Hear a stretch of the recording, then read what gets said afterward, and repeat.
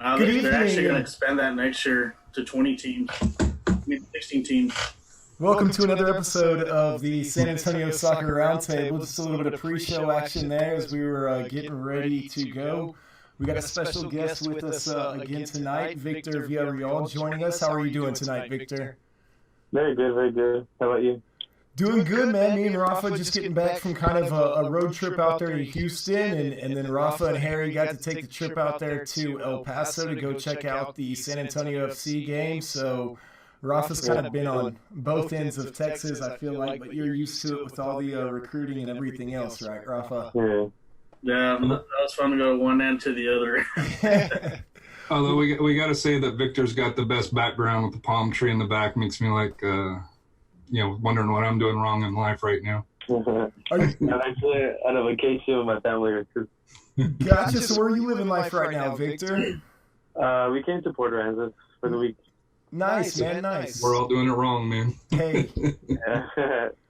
Well, you got a beautiful background there this evening and everything. Thanks for taking the time out of your vacation to join us. Looking forward to speaking with you and kind of breaking down some of the newer training. I'm expecting to see a highlight video from you very soon.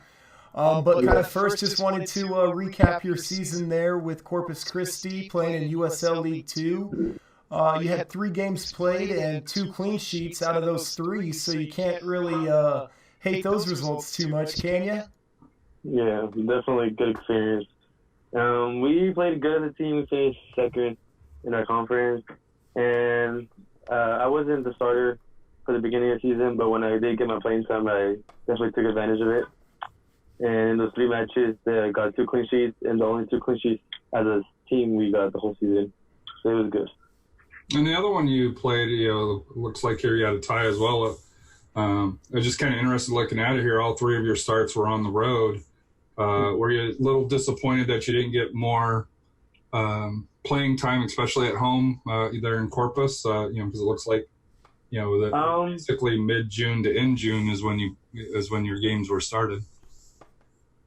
As soon as my 3rd game finished, I had to come back home.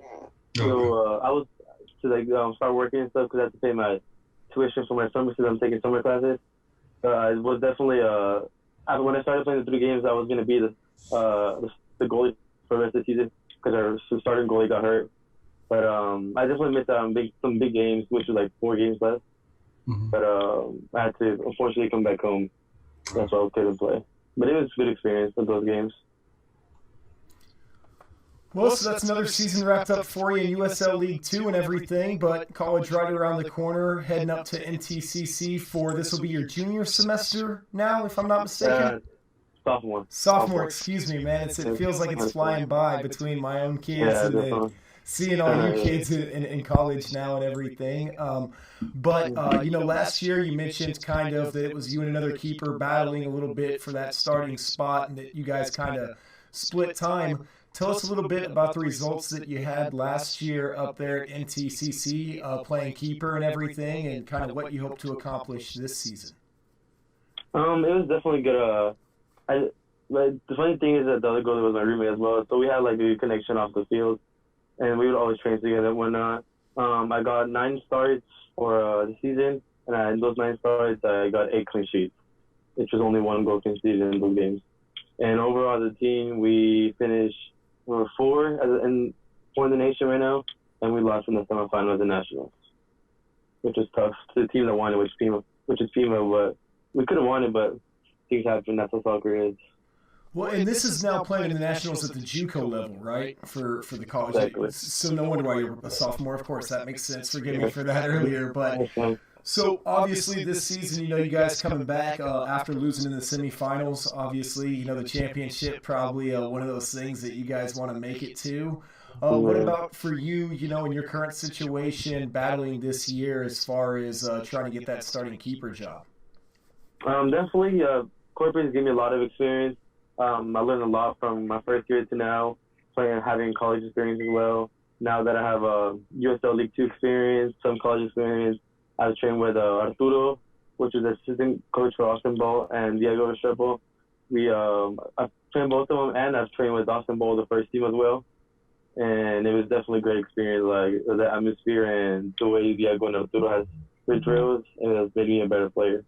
So I have taking that into consideration into my sophomore year of college. Yeah, absolutely. I mean, how important is that? Just, me and Rafa had the chance while we were out there in Houston to kind of watch a little bit of New Orleans training session and just some of the different stuff that they do.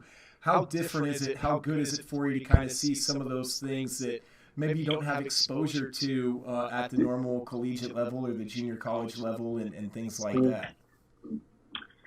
It's amazing. I know Diego has a lot of background, a lot of experience. He's played for a lot of the best teams in Venezuela and Colombia. Has played USL and stuff.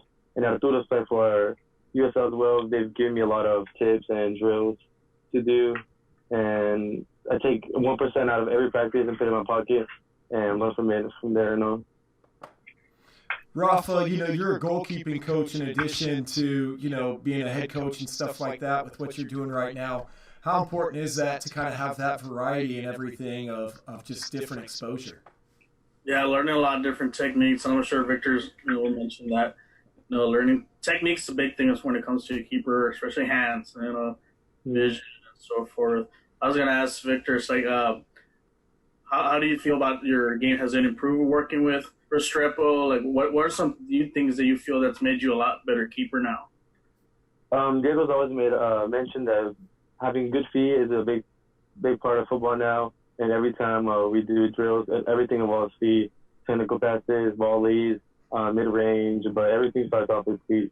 And that's what I think that's a really important aspect of goal. Like, not just saving. I mean, saving is like your job, but having good feet is important. Yeah, that's what like a lot of keepers have to have nowadays and so forth. Mm-hmm. Going into this season with your JuCo season, what goals do you have set for you, and from beyond after the season, what are you looking forward to? I plan to be the starter and develop more as a goalie. And since I'm taking a lot of I took more classes than I should have, which is good for me. I'm graduating this December in 3 semesters instead of 4. So I have by January, I should be going to just do a 4-year instead of wasting 2 complete years in JuCo. And right now I have a lot of D2 offers, but I plan to go take a D1 and go on from there. Is there a particular place you'll love to play at as far as D1? Well, the glove brand I get sponsored by, the Cronist, the guy, he goes to UNVL. Well, he went to UNVL and he trains the goalies. So he has one of the biggest academy for goalies in the U.S. and it'll be nice to go with him and actually see him in person and train with him. So that was one of my big top schools. What advice would you give? Like I know I work with players that are, I guess right now they're U19s. They're about to graduate this upcoming years. What advice would you give them as far as recruitment and so forth? Getting that exposure out to get, be part of either the JuCo or any IA or Division II or even Division I as far as playing in college. The coaches, no one knows about you unless you get out there and email coaches and whatnot. You have to, first of all, have your stats, have a training video and game footage because coaches want to see both. And not to make it too long where coaches get bored of it and stop watching it, but definitely contact each coach from each school. And depends if you want to stay in Texas or out of Texas and focus on the divisions that you want to choose. Because I know D3 don't give out soccer scholarships. And so I know if you want to play soccer and go to school, D2, D1, and JuCo, especially JuCo, school's really easy. For me, it's easier in high school. Like my GPA is a 3.8. It's insane. Like, they'll give you a lot of money when you transfer. But definitely reach out to your coaches and ID camps especially. Like, that's where you get a lot of exposure as well. Now, I'm curious because me and Rafa have kind of talked about some of those ID camps and just, the costs and everything associated with that. Were there any ID camps in particular, Victor, that you felt like you really got some value out of or, that you could recommend in particular? I know UIW and St. Mary's camp. They usually have a lot of coaches come out, and Trinity, like the St. Mary's camp. UIW camp I had, they had UIW, Trinity, St. Mary's, TOU, and like a lot of schools. mainly focus on schools that have like a lot of mainly focus on camps that have a lot of schools coming to the camps, and contact the coaches before the camps so you have an idea of who they are, who you are, you know. And that's a great point. You know, sometimes the difference in how you can stand out can be something as simple as reaching out beforehand and saying you're looking forward to it, or reaching out afterwards and just saying thank you for the opportunity and the training. You know, sometimes that can be the difference between you and the next guy fighting for that roster spot. So, well, I know we're looking forward to seeing you up there this upcoming season and everything, and the work that you're continuing to do with Diego and all that stuff is really exciting. Obviously, we don't want to see you playing soccer there in Austin, but we'll be happy for you if you sign at whatever level there in Austin. That would at least maybe make me a fan, just that little bit. Nah, just giving you a hard time, man. But wishing you all the best. Rafa, Harry, did you guys have anything else for Victor before we let him enjoy the rest of his vacation? Yeah, well, not really a question, but just to kind of let people know, Victor plays for the Northeast Texas Community College. So if you want to follow them, I'm assuming they have social media. I looked up their website here and it looks like you got to be reporting pretty soon because you got some scrimmages in August 10th here. So and then it looks like the season gets started, and looks like you'll be pretty busy going around Texas here. So wish you luck. I know I'll be following you. Since thank you, appreciate it. School that my kids will most likely go to, so you'll be a favorite of ours always. Definitely. Sounds good.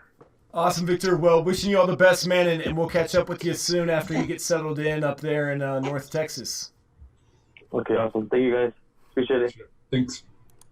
All right, everybody, we will be right back. Let's just make a quick couple changes, and we will keep talking San Antonio soccer.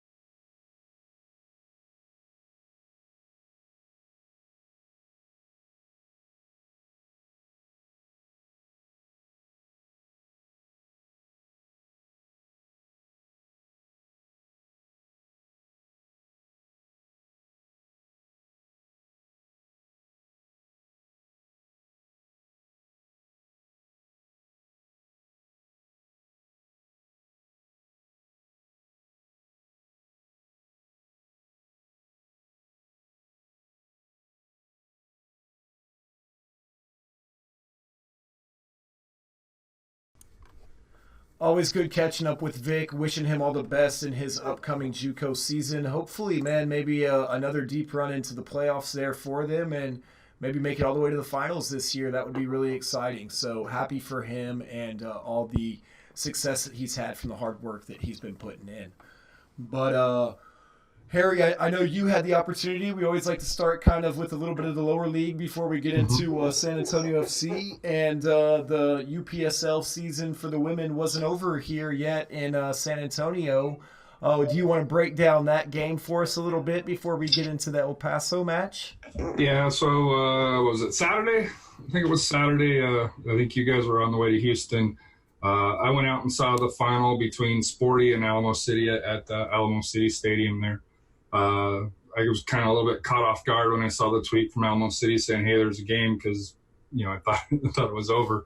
But Sporty pulled out. We had to leave a little bit early, but when I left, it was 3-0 with just a little bit of time left here. So Sporty's going to be facing Samba this Saturday at Wheatley Heights Sports Complex, July 27th at 7 p.m. There is a $10 admission for the final here, but it'll be interesting with the city final really between it. And I know John and the owners of the Sporty are pretty excited about being the first one here. For Samba's work, it looks like they might have their work cut out for them here because Sporty ended up 5 wins, 1 draw, while Samba finished at 3-2-1. So it'll be interesting to see how this goes through. Looks like here. Sporty and Samba had a draw 1-1, and then the loss on June 29th was a 3-1. So should be entertaining. I think those were the two best teams, in the league this year. Alamo City did a good job, especially for a first year and running two teams with the WPSL and the the WPSL, the UPSL ladies there. So, but it was a fun time. And like I said here, I do recommend, in the fall, if you get the opportunity, because Alamo City will be having a boys team, I think, starting in the fall here, but that might be something that I need to double check on here. Breaking news, Alamo City. Well, the reason why I say that is if you go to the standings page, they already have fall up, and they do not have Alamo City listed there. Now, the fall is when they're supposed to be bringing the Pro Rel to the USL, right, for this fall season with the Division 2? Supposed to. Now, is that going to be... A couple of changes that I see. The Corinthians, Samba, San Antonio, and FC Thunder are all in the same division. In the heart. With Waco. Coyotes, which I know Coyotes... And then there's a Capital City, which I think replaced Round Rock. Now, I don't know if that's the same team, because Capital City FC, and you would assume that's a team from Austin and then Bell County. But so is that 8 teams in that division then in the heart next year? 8 teams in that conference. Now, what's interesting here is it does have a UPSL Championship South that I can see on there that's only got 4. For here, so I don't know if they've got it finalized or not. Mm-hmm. But it is kind of interesting to where they've got some new teams, but I don't see Alamo City, which I do know that they've been fairly active recruiting, so they are planning on playing. So it might not be finalized, because for that here, but it's funny when you look at their website, they already got the fall season standings up. I'm assuming it's unofficially. So it's nice to see the Corinthians, Samba, and Runners all together. Mm-hmm. But I would, I think you got to have, you've got to have, Alamo City there. I do know in kind of reaching out to them, everything will probably be finalized mid-August, because obviously this week in Weatherford is the final of it, the Final Four. Unfortunately, the UPSL Central did not qualify a team. The Oklahoma City team, the Imps, lost to Southwest. Was it Southwest? I forget that. They're from El Paso. Southwest FC. So they're going to be the Texas team in there that plays in the Southwest Conference for that here. And so if you get an opportunity, I think on Twitter, UPSL was, giving you basically free tickets. I think $10 gets you into all 3 matches. For you have the semifinals on Saturday and the final on Sunday. Yep. I was hoping to go, but unfortunately, work called, so I am not going to be able to make the trip up like I wanted to. So the problem with starting a new job, but.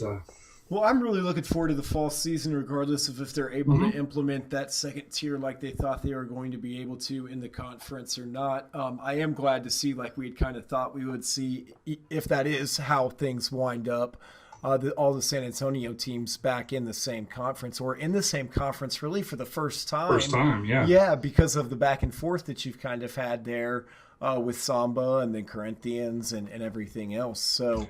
And I don't know how final this is, because I've heard unconfirmed rumors that there could possibly be a San Antonio division, which you're talking about. You've got 5 teams right there, and then if you have the Capital, if you add Capital City, the Austin team, that would give you kind of 6 teams just right there, and barring any last minute additions, because I know there's still. And speaking with Brant, he mentioned that they're still looking at teams possibly to be added for the fall. Well, you have to if you want to implement that 2-tier Pro Rel system. You don't have enough yet.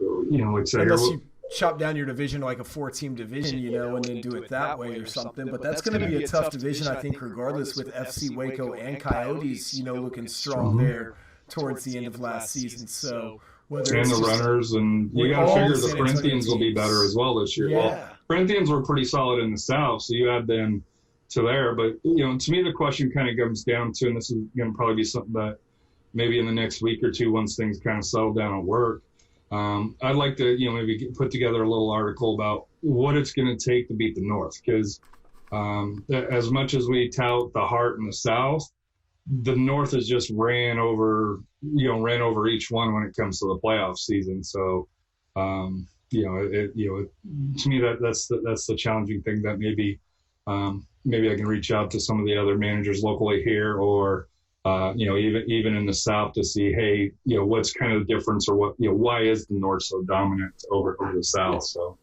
but work's got to calm down right now. Excuses. Hey, I'm working 60 hours this weekend. Come on. That's good for the bank, that's for sure. It's good for the bank. We're going on vacation in August, so happy wife with the budget. The vacation money for sure. It allows me to go to El Paso. That's what I was about to say. So obviously a little bit of lull right now, kind of in some of the lower league stuff. So not going to spend as much time going over that, but hoping to get some more guests and stuff like that on over the next few weeks, kind of during the off season.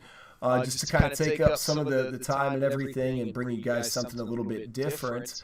But luckily, we had a couple road trips to talk about. So let's do yours first, since mine will lead into the more longer subject, because there'll be 2 games to discuss as opposed to... Calendar-wise, that's not right, though. Like, that's not chronologically how the events played out. Our but show still, is chronological. yours was the higher level match, even though it's a friendly. If you like European teams, You I'm don't more... see anything at these ICC games, Harry. Remember, it's just a money Yeah, grab. you paid the money. It was like Cardiff City and San Antonio FC, bro. But you paid the money. No, it was a pretty cool trip. Obviously, I'm sure by now everybody kind of knows that me and Rafa went out there to Houston for the Real Madrid and Bayern Munich game on Saturday, and it was nice to have somebody to kind of ride out there with. Obviously, our road trip was only about 3 hours. You guys really had that couples therapy. The 7 hours, yeah. With the haul out there, but it was really cool just to get to hang out and talk for a couple hours like we do kind of on the show anyways about San Antonio FC and just soccer in general here in San Antonio and getting to know each other a little bit better. So this was kind of a bonding trip, I guess, for San Antonio FC and kind of a bonding trip for the San Antonio Soccer Roundtable this week, with you guys getting to make a road trip together and us getting to make a road trip together. But kind of started off at a little tailgate party there at Little Woodrow's once we got into town and everything. And obviously Rafa was like one of the 5 people there in a Real Madrid shirt. But I think for the most part, like, everybody was pretty cool, right? Like, I told Rafa the whole time, like, I'm looking on Facebook, I'm like, hey, man, I don't think it's like a general ICC thing. I think it's like a Bayern ICC thing. And I was like, as long as you're cool with that, dude, you don't mind hanging out, I'm sure nobody's going to give you too hard of a time. I usually got to see Lothar, what's his name, the Legends from the 90 German World Cup. They went back a little bit, man. I thought that, maybe Robin was going to show up or something like that. Now that he's retired, yeah. But no, so we didn't wait in line for that. But you could tell a couple of the guys didn't really want to be there. They didn't look like they were too happy to be signing autographs out there in the heat at Little Woodrow's 2 hours before the game. They're going to be coming back to Texas anytime. Unless it's air conditioned. But no, I go ahead, Harry. But speaking of that, and it's kind of similar like Cardiff here, isn't that good, though, for a preseason, especially early, to come in, get outside of your element, obviously in the heat? I'm assuming that's going to help improve your conditioning as long as you're not out there a long period of time. To me, I think that, that's what makes these trips, outside of the paycheck that they get, just that bonding, the different environments. And also, just to be honest, doing, a practice here in the heat compared to possibly doing, I don't know if they do 2-a-days over in Germany like they do, American football, but I'm assuming they hit it pretty good. over in Europe during preseason. So I think I'm assuming as a player, you want to, hey, I'll take time off as much as you can get, but to go out and socialize with the fans and they're getting a check. So one, Audi was sponsoring something, I think, for Bayern too, with the Audi tour or whatever. So there's some additional sponsorship dollars there. But to that point, we saw the practice for Bayern. But Real Madrid, I think they did their event at the NRG Stadium, didn't they, Rafa, before the game? Yeah, they did it the day before. Really, that's an air-conditioned environment, that they played their match in, practiced in. They actually did the same thing because they just played today. They're at I think where DC United played. FedEx Field or whatever. They played the Audi Field, so they did the same thing. So they didn't really have like a private session practice like Bayern did, so that way some fans can go see. So forth. So I guess Zidane and his staff was probably going through a different way of doing things and so forth. But it was cool to see, an actual one of the major European powers, how they practice and all that. That's kind of an eye-opening experience. I got some good pointers and so forth. Compared to to some of the leagues that we have around here, it's like I said, breathtaking because. And then also meeting the players too. You just watch them on TV, and there he is, looking up at 6'6" and so forth. So it was a good experience. Yeah, no, and then the match though too, it was a good experience, I think too. I talked to some people who had gone to Miami, and we were talking to some people that traveled to some of the other Bayern that were in that group or whatever. And, this year was really the first year that, like, Muller traveled and Neuer traveled and everybody traveled. And so when they announced the starting lineups, that first half was a Champions League matchup for the most part. When you saw those lineups outside of, obviously, one key person missing who was there in Houston, but not in the 18 that you kind of noticed about that we can get into here. He didn't want to play. But then he played against Arsenal and purposely shanked a PK. So yeah, well, now it looks like he's probably going to stay. I've just got a report that Marco Asensio might have torn his ACL in the game. And so that's going to bring up that. And so I don't know if they're going to let him go or not. That may change some things. So we'll see, unless they're going to let one of the young guys. But I was impressed in the game with number 28, Kubo, the 18-year-old from Japan for Real Madrid.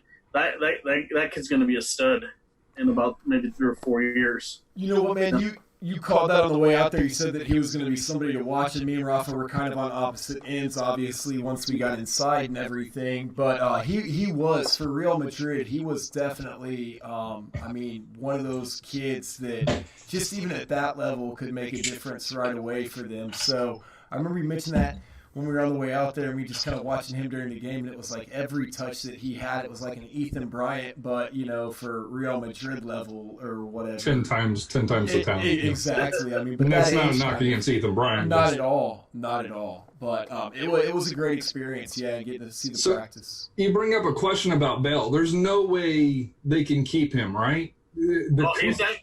He's actually under contract, but the coaches basically said, hey, you're not wanted. I don't want you. You're a piece of crap. After that match. If I can get a penny on for you, I'm going to do it. And of course, his camp's like, hey, we're not going out on loan. I think he pissed him off. I think he really pissed him off as far as not playing that game. Because, you're there, you're at the stadium, the fans are paying a ticket to come see you. Mm-hmm. Watch you, and for you to refuse to play, I think that he just got caught in the moment, and that's not the first time though. But that was the kind of really kind of throwing them under, doing that. But it's now that with Asensio possibly out for the season, how are they going to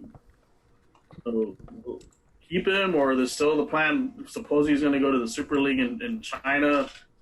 That's still up in the air. Or now does Real go after, go bring in Pogba, which is another rumor. Supposedly they're going to try to swap players with Man U.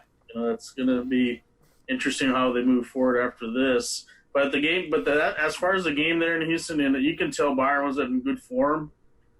They're probably going to win the Bundesliga again. I just don't see any other team competing against. Well, do you think Dortmund's stronger? And I know it's too early to tell, but do you think Dortmund is strong, or is it? They may give him a game, but I mean, you can even tell Scott. Ask Scott this. Like they were in good form. And what's scary is that Lewandowski didn't start till the second half. Yeah. Got to see him score a goal in the second half, that's I mean you got to see Neuer play in the first half. Their defense broke down a couple times. What's his name for Real number 9 that we were Benzema? Yeah, he missed a couple of today again. So. Yeah, they're gonna have to pull that guy for sure. Don't send anybody too far yet. It was. I think the defending that you just saw at that level, and not just Bayern, I'm sure you could see it on the other end with Real as well, but I mean, you see him make a quick counterattack, kind of back down the field, and the defender just kind of step up in transition and make a good play one-on-one outside the box, versus the USL where it's just like bend. Okay, now we're going to step, and try and attack. So it was, it was night and day. I'd never really seen... I guess a game with that many starters live in person. I'd been to the Alamo Dome and kind of seen some Gold Cup matches far away and stuff, but to sit kind of where we sit, for San Antonio FC and everything, and just get to see it in person, it was pretty amazing. So you think it was? I know I bitch about that it's a money grab and stuff like that, but I think it depends on the year. You think it's worth them? Because I think a couple of years ago, it was.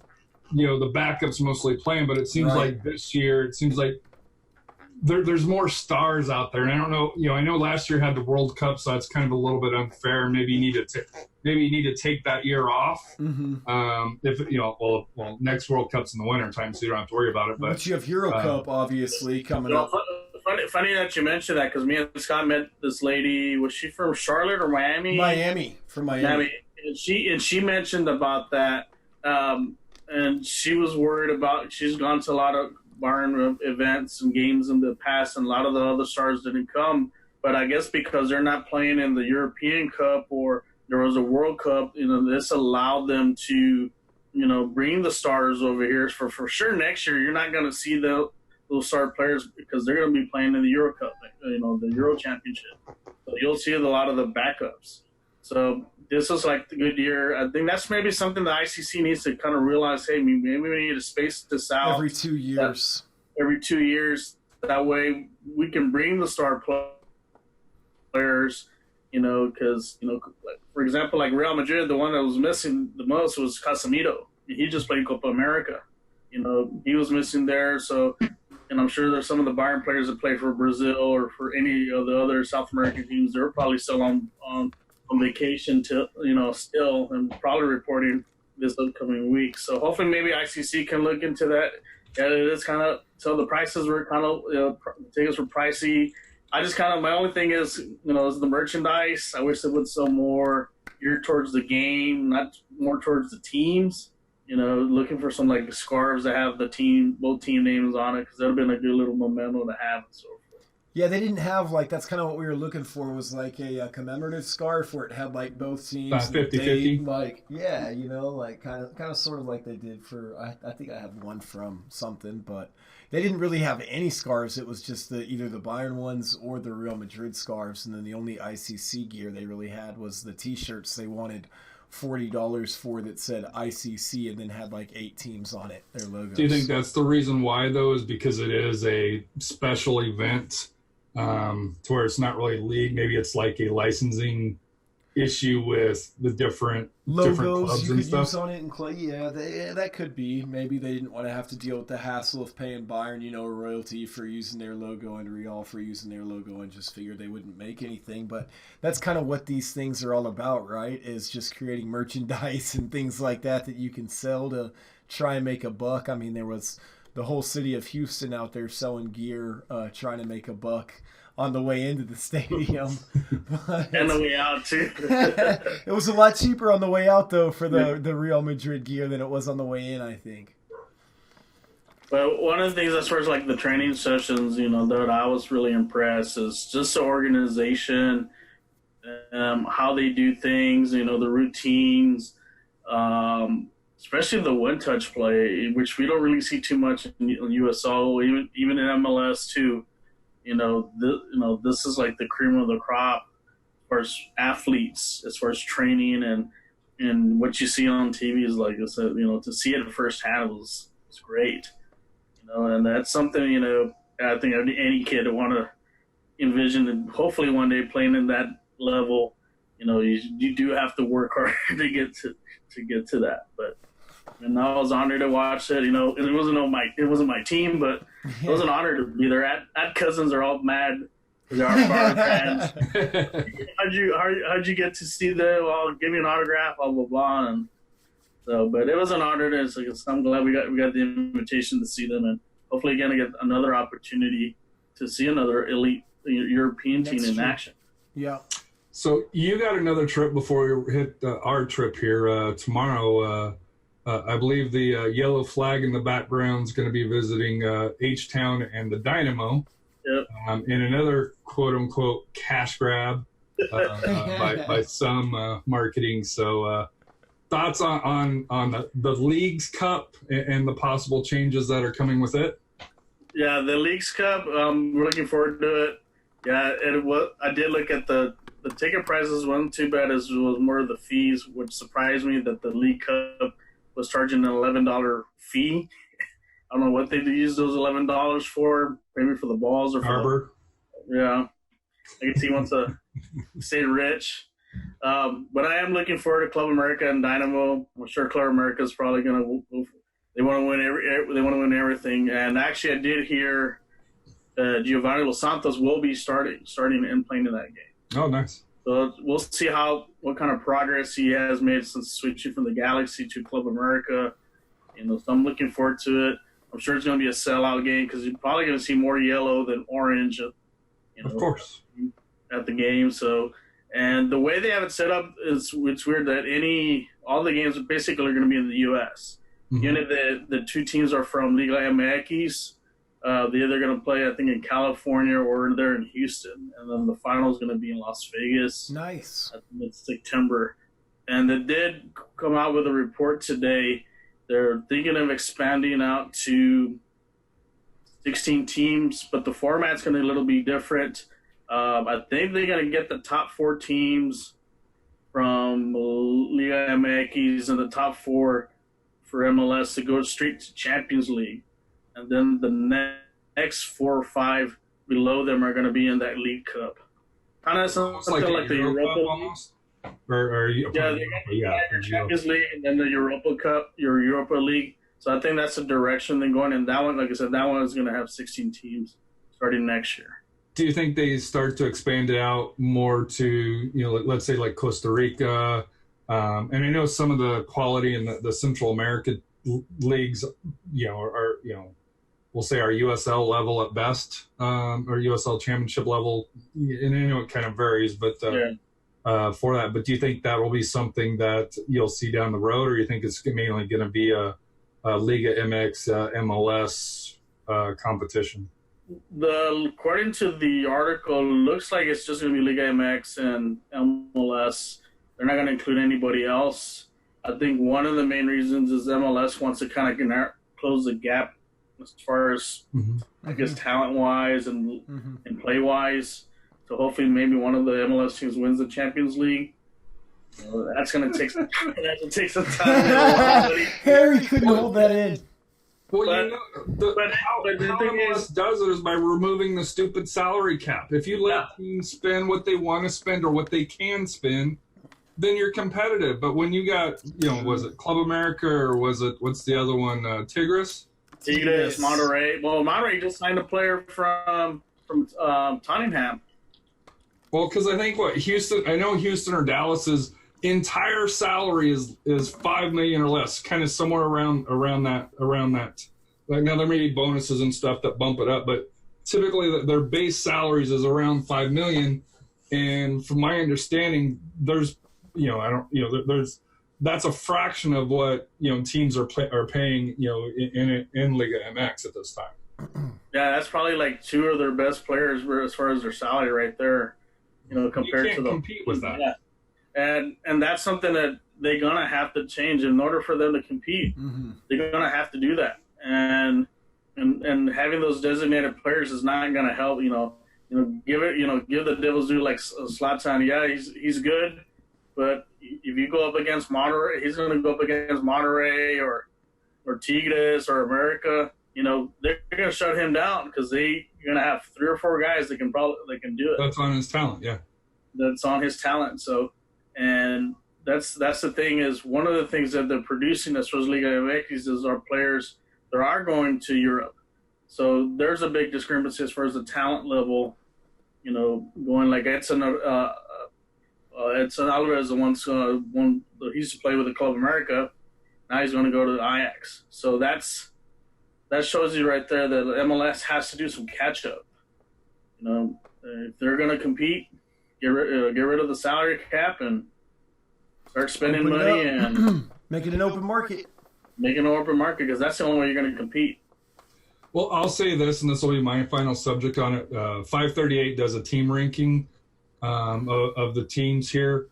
Phoenix Rising is 5th or 6th in the in the rankings there. And Phoenix Rising has a great team. Not to diss them at all, but to me, if you got a Division II that's investing in, and you can tell they've invested in the players because the quality that they have. Sam Dorr, former San Antonio. Marketing guy and genius. They've got it going on, and that tells me when you got a USL team that's that high, MLS has got to start. They've got to start be looking. Hey, what do we need to do to improve the quality on the pitch? And I know 538's it's subjective and stuff like that, but. I think if Phoenix had the opportunity, in an open cup and a level playing field, I think they would be one of the top teams that would have to, that would be able to do it because they have the depth, to be able to contend. And I think that's why they're starting to walk away with, with the USL West. And I know they're only on 3, but they've won what 9 games? Oh yeah. That's what they walked away with. I was gonna joke with Diego about saying, or not, Victor about Diego saying he's an excellent goalkeeper with the exception of in Phoenix because his last 2 trips to Phoenix he's gave up 10 goals and they're not all on him. Don't get me wrong. No. But he's been the starting goaltender and he's walked away with a negative 10 goal difference when he's left there. So. I think also to increase maybe the level of play, especially even with the USL, is maybe have a partnership with the Simpson League, the second division of the Liga MX, and have their own cup tournament. That's right.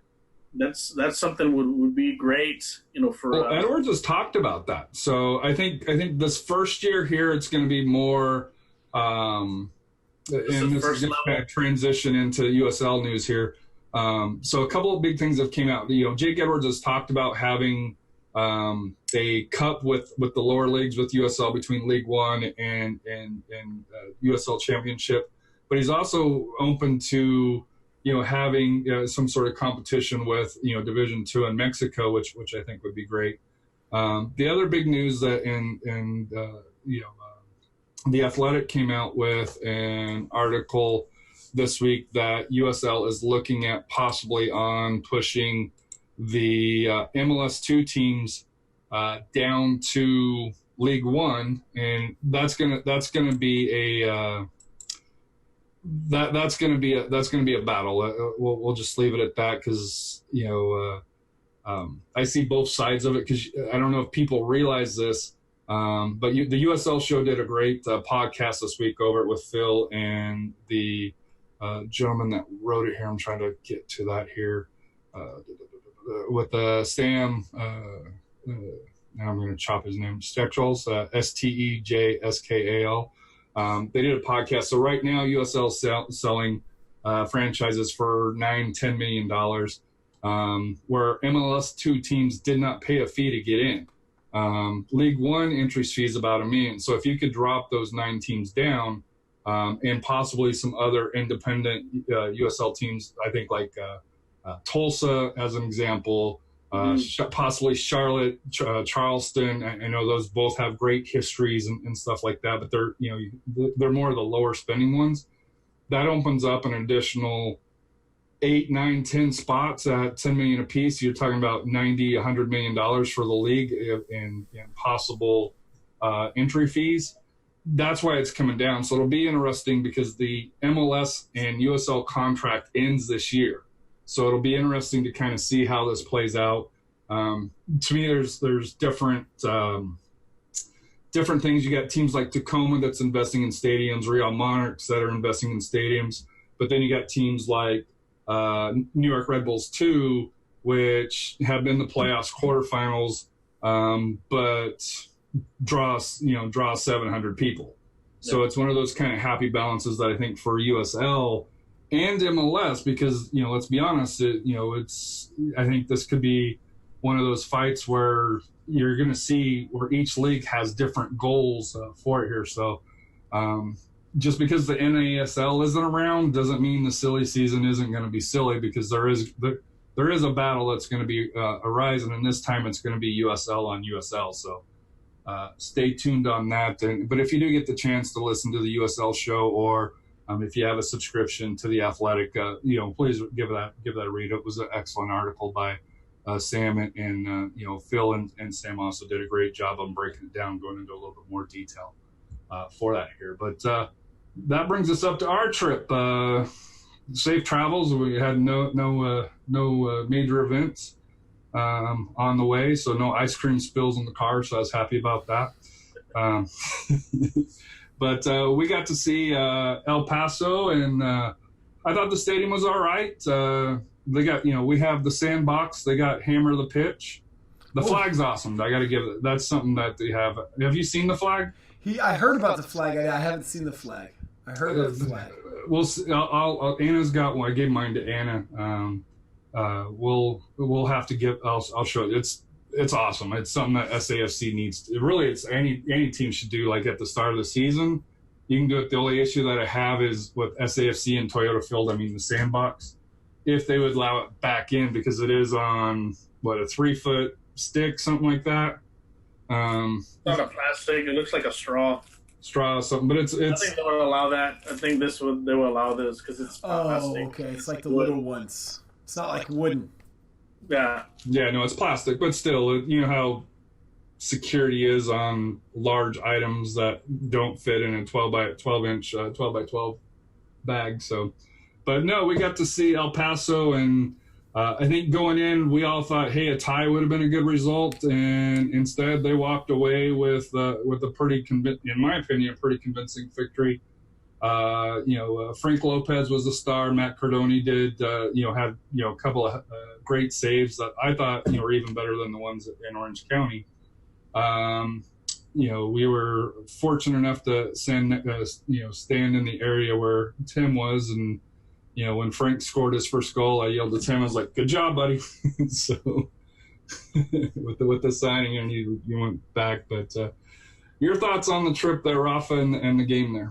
It was a fun trip. Like I said, I've done that trip before for work. So it was a good experience. I think this is I've been to all the stadiums now, so I've been to Austin. Mm-hmm. Copa Tejas. Yeah, so I've done all the Copa Tejas tour already. So it was a good trip. And then, like I said, we knew we needed to get these 3 points, and I'd have been happy with one. But, something came up with these. I guess Frank really lit the fire and set the tone, and when he got that first goal, you can kind of tell these guys wanted it a little bit more. We had to kind of weather the storm a bit. They did take away a goal from El Paso, which wasn't offsides, even though they got mad with the VAR. They did equalize, but that's the thing is when they equalized, it didn't really phase us. Normally, you fall apart. We just kept on going, pushing. We got that goal right before the half. A beautiful pass by Jameson, and then Lopez just split them and put that one in the back of the net. And then we had the for 5 minutes the second half, it didn't look good because we were really getting bombarded. Our defense was trying to hold on, and then someone from above kind of stopped the game. Weather delay. Yes, we had a lightning delay, so we were there waiting about 30 minutes. And I think that helped the team because I think it helped reorganize, also give a – it wasn't too hot that day because of the clouds and all that. And then once we got that third goal, that took out the crowd. And that's the thing is El Paso really feeds off their crowd as far as their play. And getting kind of that like third, Mexico. Yeah, and getting that third goal really killed them, silenced them, and we were able to talk a little smack to some of their supporters, and then we end up getting the 3-1 win. So, I don't think anybody in that stadium expected us to come out with the 3 points. But I think we had a feeling that it could be done if we played our game. I did, in speaking with the El Paso supporters group, a little bit afterwards. So a couple of things from the match. Number one, the weather delay, that was done by the ref, not by the booth. Because I think what the ref saw is that loud thunder, not loud, but the thunder strike that looked closer than what it was. I guess according to the weather guys or the maps there, it technically was still outside of the limit. So I guess he kind of suspended it on his own without, really having the okay to do it. And of course the ref controls it for that. But to me, the other big talking point, and this will be my question to you guys, fair or unfair? Sebastian Vasquez did not play because SAFC did not approve. I guess all of his paper wasn't done. It was all in. But it wasn't processed on time. And I guess USL has a rule if it's not in by a certain period, the opposing team has to approve it. And from reports, and like I said here, I guess the El Paso coach mentioned it in his post-game presser, San Antonio declined having Vasquez on the field. So my thoughts is, hey, as an SAFC fan, hey, it helped us, because he is a great player. However, the competitor, it kind of makes you wonder, I personally would have liked to see him because I've interacted with him online a few times, and he's a pretty cool guy, but. Your thoughts on SAFC saying no, don't you can't play, and you got to stay in the stands. You don't have to sign the papers right away when your ex-wife sends them to you, right? You got to be spiteful a little bit and drag it out. From at least what I've heard, luckily I haven't had to go through that process. I was like, yet. is there something you need to tell us? Just 90-Day Fiance or something like that. 90-Day Fiance. But no, I mean, did they maybe do it purposely? It's gamemanship. You can't. They're not wrong, right? I mean, of course, but you can't get mad about it. I mean, I'm not mad. No. I know you're not. I'm talking about El Paso because, I know too. We talked about how in the past, just kind of SAFC gets up like they did historically, and then park the bus. Versus not playing that way against El Paso and keeping the attack going, but then there towards the end, kind of. Rafa was mentioning that some of the fans were getting frustrated at San Antonio playing more of a possession game there at the end. And it's like, that's what you do in soccer when you're up 2 goals and there's 5 minutes left, Sorry, but to me it's just another thing you got to kind of write up. It is what it is, and better luck next time. No luck. They probably would have done it to us. Let's say, if it was Frank that was waiting to get approved, right. You think they would have signed it? Hell no, after all the stats he's done. So, I think it adds to the rivalry. I know it's a young rivalry, but I think it adds to that, especially because, their front office, and it's not a slight against SAFCs or anything like that, but, they're a little pissy. But I think if the roles were reversed, they would be thinking, yep, they'd be laughing over there. Out. Yeah. Why do we want to risk it? So, but no, I thought, and speaking with Danielle at the Alamo City game, on Saturday there, and this was before the OC matches, and she made a great point. It's, we had the Austin match, we had the break, and I know you had the Cardiff, but the Cardiff game was a friendly. You had the great showing in El Paso, and I think they did okay in Orange County. I think they should have won that, not only with just the last call, but how Frank missed that open shot. That's a 1 out of 100 misses. I think he nails that 99 other times. Mm-hmm. But to me, it was one of those things where both of us are like, at the time, it's about the consistency at this time. So, it's great, seeing, hey, the little blips here, but we need to see the consistency on this team performing like they performed in El Paso and like they did against Austin, because they had that same kind of performance.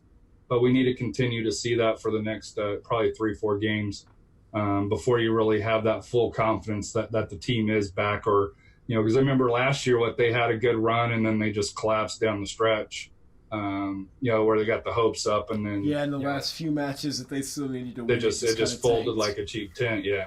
Yeah, you're right about that. Well, and, I unfortunately didn't get to see too much of the Orange County game just due to the Bayern game and then travel back to the hotel and everything. But I did think that they played very well against El Paso. And I know one of the things we kind of talked about on the last episode was just, as long as everything's clicking for this team, that you're going to see them go. They could go on a deep run here in the playoffs. That the points aren't that far of a gap, and I think that Austin's a prime example of that. Obviously, like you say, Cardiff was more of a friendly, but also too El Paso was a great example of that, where you just saw the back line playing pretty well. Now Cardoni did come up big on some saves, which he's one of those pieces that he's going to have to be playing 100%. That back line's going to have to be there, and then the offense is going to have to put more than one in the back of the net for this team, I think, to find that formula for success. And right now, all those things have been happening. Yeah, actually, the El Paso game, Ibusi had a big game. I mean, he was knocking lots of balls out of from crosses and so forth. So he was one of the keys to that, except for that one play, he kind of fell asleep. But that's where Matt made that great save. But right, that's something. This is the starting the bench is also starting to contribute. Mm-hmm. It's starting to become a team effort. We're not going to depend on one or two guys. We're starting to see that. I think even going back to the Cardiff game, even though that was a friendly, you can still see they were competing. They can keep up with they can keep up with them.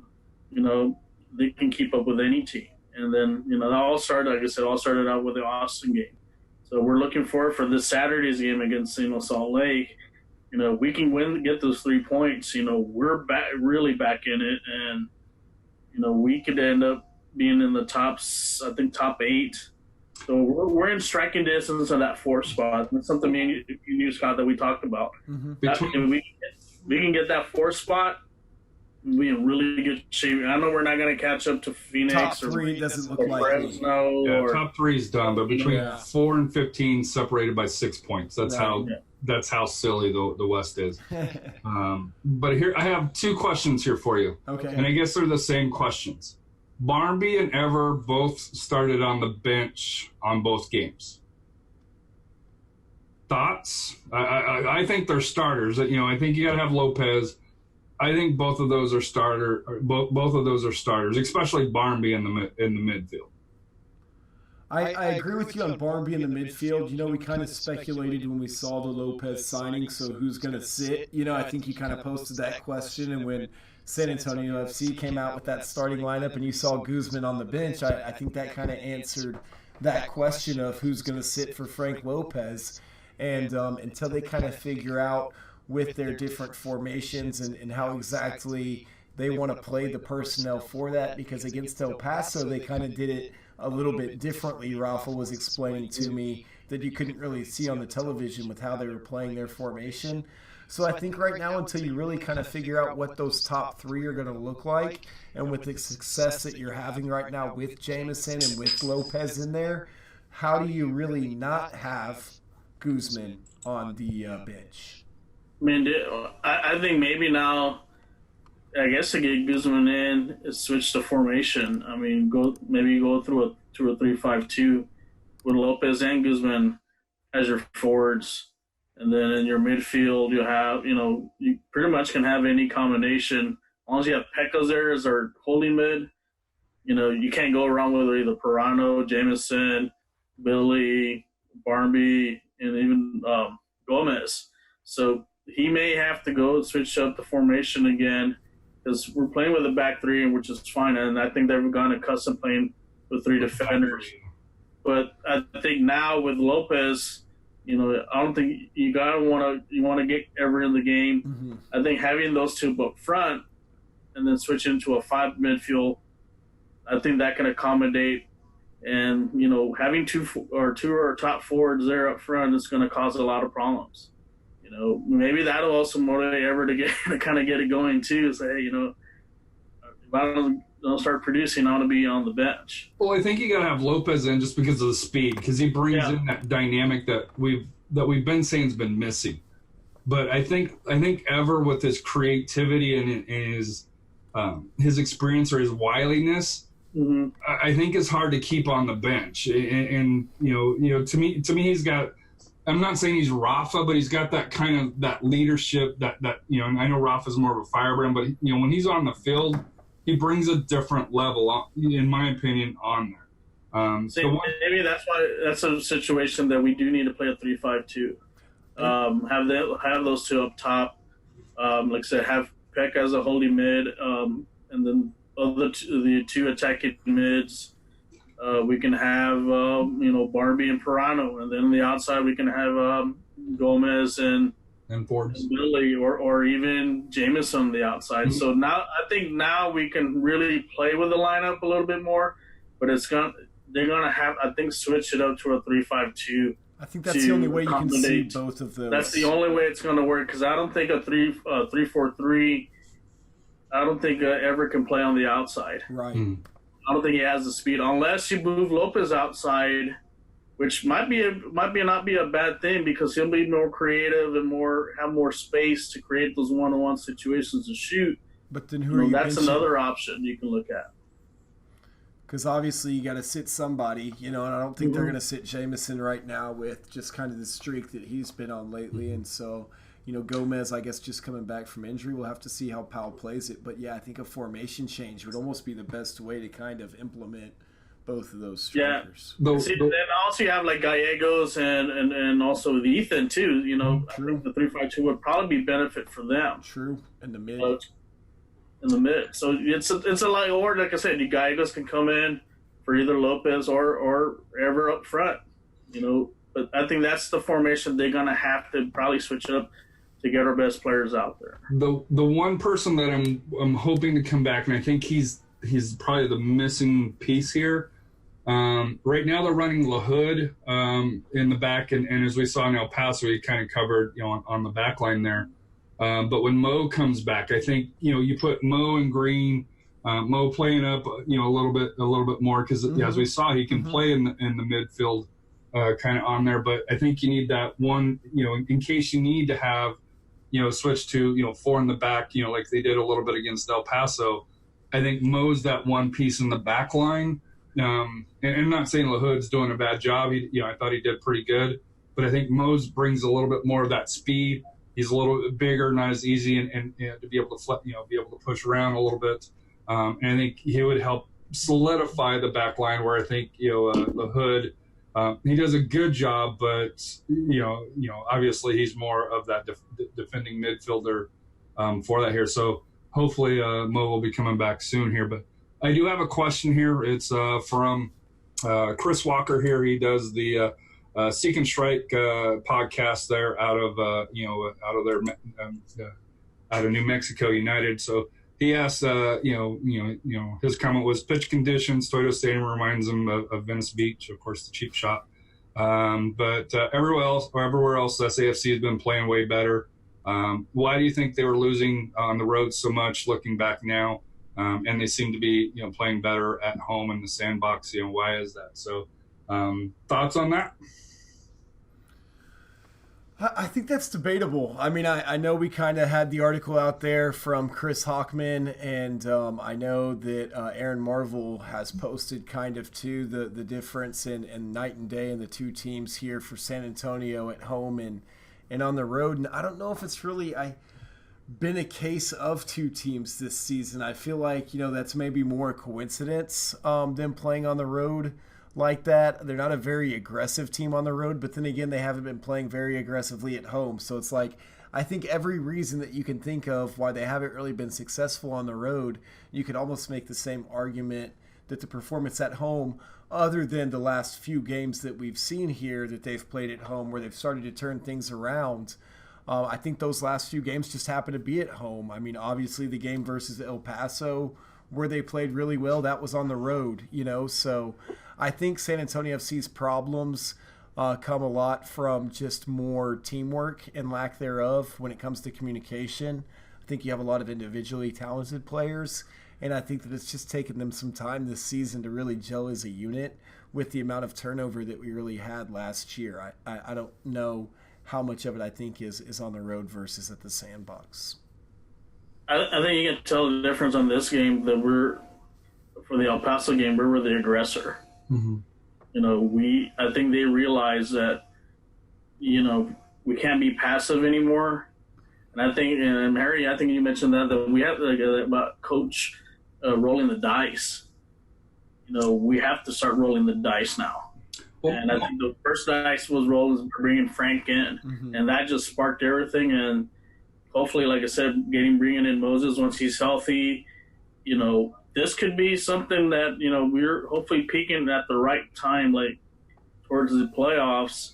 Because if you notice on the other teams like New Mexico and Austin and El Paso, they're peaking really high in the beginning, but now they're starting to fall apart. Starting to fall back, yeah. Mm-hmm. So, we took our lumps early. I think we're getting the right pieces together. The chemistry you're starting to see that. Or now are they willing to build upon that as far as can you keep it up? Can you stay aggressive? They have to go in with a killer instinct every single game. I think for me it's two things. Number one, the season balances out. We've always said that. And you look for the first 45 minutes against Real Madrid, or not Real Madrid, but Real Salt Lake.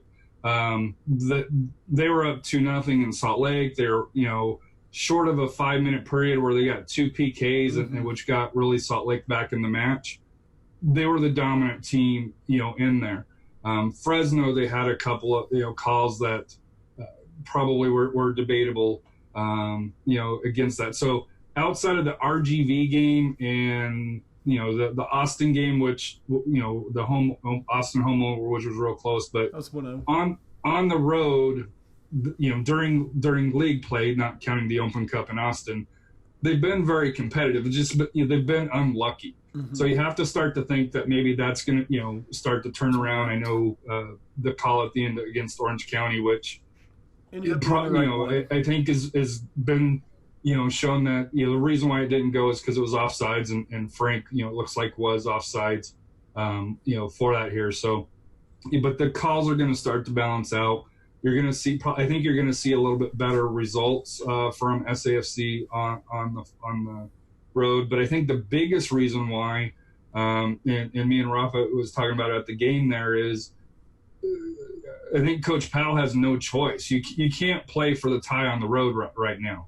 You've got to try to push the envelope. Mm-hmm. I think with Frank, especially once they start getting a little bit more healthy, which you're starting to see.